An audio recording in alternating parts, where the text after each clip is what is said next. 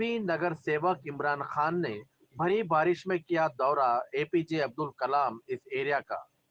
परभनी के वार्ड क्रमांक 13 का पड़क इलाका, जिसे लोग अबुल कलाम आजाद एरिया के नाम से भी पहचानते हैं, इन दिनों भारी बारिश और बुनियादी ढांचे की कमी से जूझ रहा है।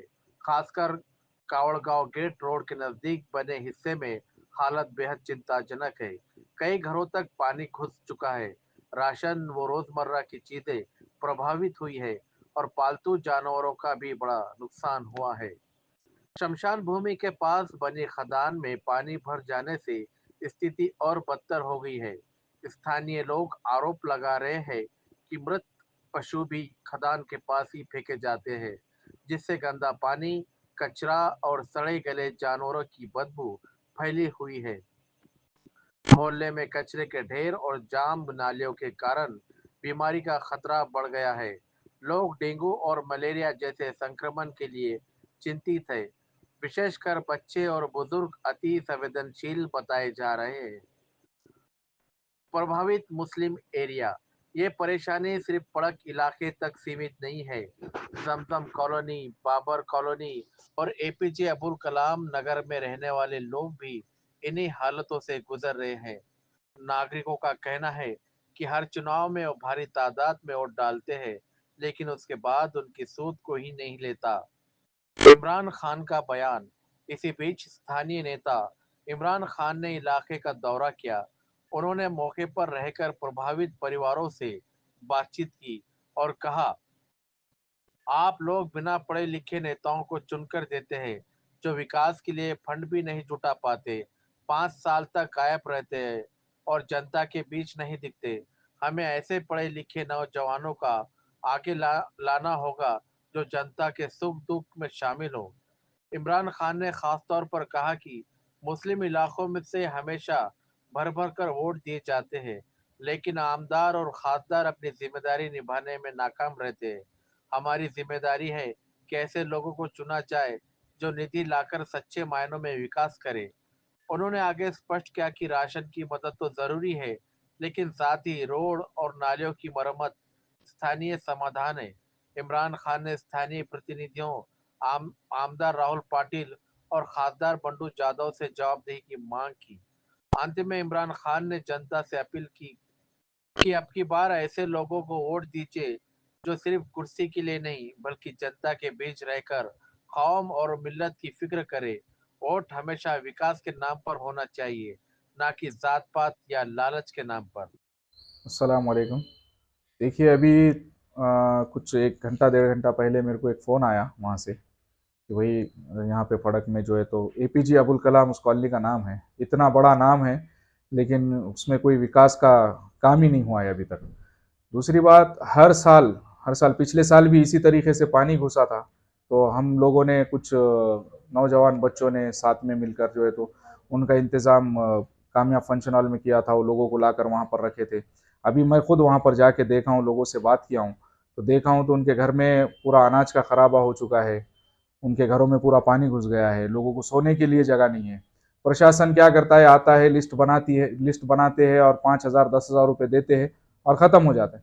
लेकिन मेरी प्रशासन से एक मांग है कि आप ये 5-10 हज़ार तो आपको देना ही पड़ेगा, लेकिन आप वहाँ पे विकास का काम करिए। जैसा कि नाली है, रोड है, वो जो पानी जो घुस रहा है, खदान का पानी जो घुस रहा है, महामंडल में से जो अंदर से जो पानी लोगों के घरों में घुस रहा है, उसका इंतजाम कीजिए। उसको कहाँ से निकालना है, कैसा निकालना है। हमारी प्रशासन से गुजारिश है कि आप जो है तो उसका हल निकालिए। 5,000 10,000 देकर आप जो है तो बरी हो जा रहे हैं आप। मैंने सुना कि परसों के दिन आयुक्त और कुछ लोग आए थे, वो मेन रोड पे खड़े रहकर देखे और कुछ लिस्ट बनाई और चले गए। आपको अंदर आना पड़ेगा, देखना पड़ेगा। वहाँ छोटे छोटे बच्चे हैं, उनकी बीमारियों का ख्याल करना पड़ेगा। मेरी प्रशासन से एक ही गुजारिश है कि आप उनको मानधन के अलावा भी रोड और नाली का जो है तो इंतज़ाम करें। देखिए अब तो जनता सारी चीज़ जानती है, कौन कौन से वक्त पे क्या किया, कौन ने कौन से वक्त पे क्या किया। अभी रही बात नगर सेवकों की, तो ये पब्लिक के सामने है कि पिछले 5 साल में जो भी नगर सेवक आए, जो भी काम किए, वो सारी चीज़ें जो है तो लोगों के सामने है। जनता भूलने वाली नहीं है। आज उनके जो ये जो एपीजे अबुल कलाम के जो नागरिक है, उनके छोटे छोटे बच्चों को, जैसा कि अभी देखे हमने कि जानवरों को भी टीनों पे रखना पड़ा। ये सारी चीज़ें याद रखेंगे ना, सारी चीज़ें जनता याद रखेगी। और मैं प्रशासन से, अभी तो कोई नगर सेवक है नहीं 2 साल से, प्रशासन से ये गुजारिश करूंगा कि आप वो पानी निकालने का बंदोबस्त करें, ना कि खाली आके काले कागज करके चले जाए। इसके अलावा आप पानी निकालने का, उनके रास्तों का बंदोबस्त करें। प्रशासन से अभी इमरान खान मित्र मंडल के माध्यम से हम जिला प्रशासन को एक बार निवेदन देंगे, और एक बार देंगे, हर वक्त तो देते हैं, हर साल देते हैं, और एक बार इमरान खान मित्र मंडल से हम निवेदन देंगे प्रशासन को कि इसका रास्ता निकाले, और रेलवे प्रशासन को भी देंगे कि उसका जो रेलवे का जो नीचे का जो पुल है उसकी सही से साफ सफाई करे, और उसका जो है तो मरम्मत करे अच्छे से, ताकि उसमें से पानी सीधा निकल सके। यहाँ पे विकास नहीं होने का सबसे बड़ा कारण ये है कि हम जिन लोगों को चुन के देते हैं वो काम ही नहीं करते, एक।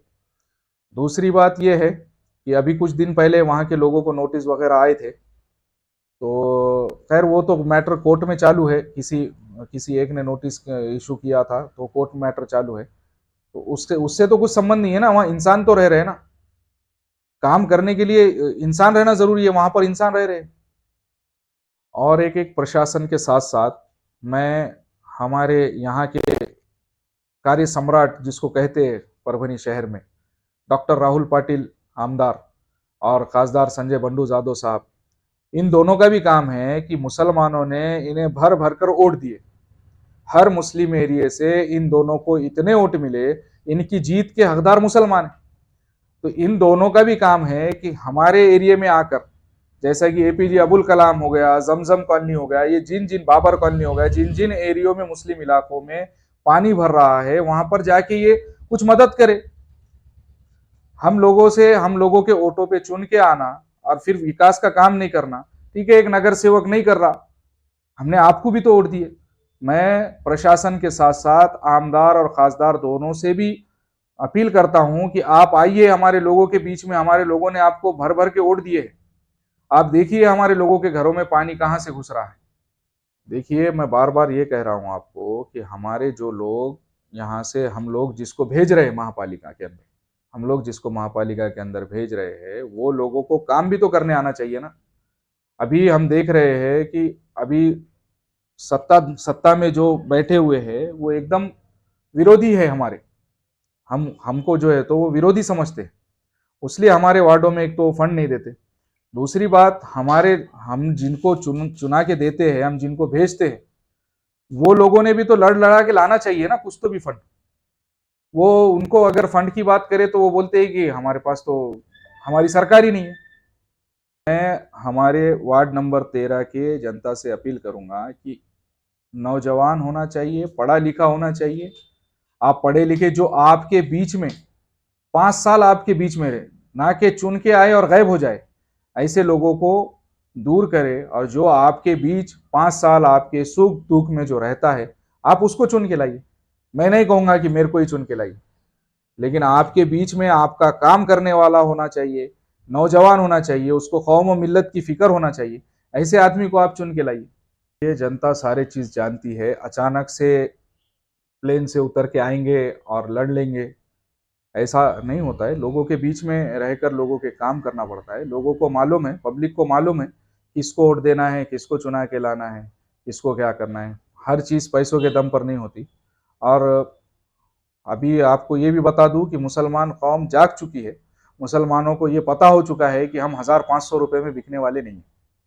हमको मालूम है हमको क्या करना है, हमको मालूम है हमको क्या करना है, हमारी कौम को मालूम है हमको क्या करना है। हमको अगर काम करना है, हमको अगर वार्ड का विकास करना है, हमारे सुख दुख में साथ रहने वाला आदमी चाहिए, तो आप जनता खुद जानती है कि कौन साथ में रहेगा, कौन साथ में घूमेगा, कौन दवाखाने में आएगा, कौन क्या क्या काम करेगा। उस हिसाब से पब्लिक जो है तो खुद तय करेंगे। मुझे उम्मीद है अल्लाह से और अवाम उन्नास से, हमारे जो वार्ड की जो अवाम है वो भी जानती है कि कौन काम करता है, कौन डायरेक्ट आ जाएगा। पैसों के दम पर इलेक्शन नहीं होता है, ठीक है। खैर, अपने अपने तौर पे लोग बता रहे हैं, लेकिन पैसों के दम पर नहीं होता है।